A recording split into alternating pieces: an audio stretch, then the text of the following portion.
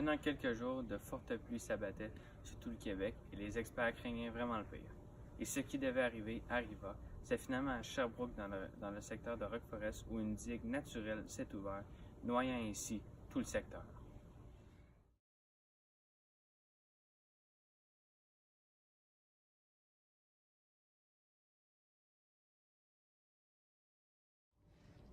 C'est finalement aux alentours de minuit hier soir que les habitants du secteur de Rock Forest à Sherbrooke ont dû malheureusement être évacués en raison du niveau d'eau qui augmentait à grande vitesse.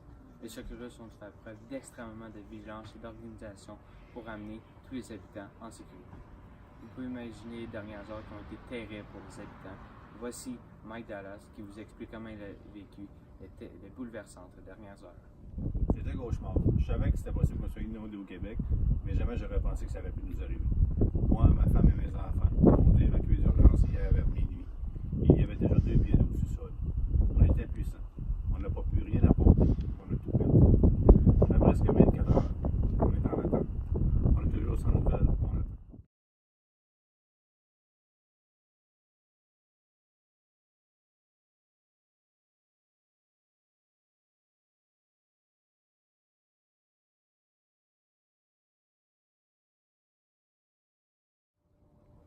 Comme vous venez tout juste de voir, les habitants du secteur de Rock Forest à Sherbrooke sont sans réponse et extrêmement bouleversés par les récents événements.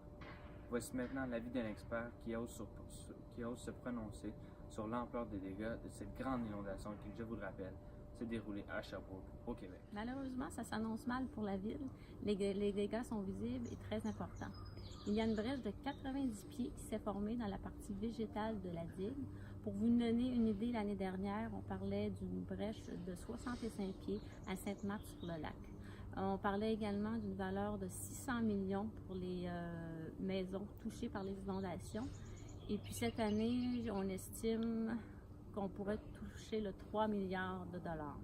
Alors, c'est la situation à Sherbrooke, dans le secteur de Rock Forest, n'est aucunement comparable à Sainte-Marthe-sur-le-Lac.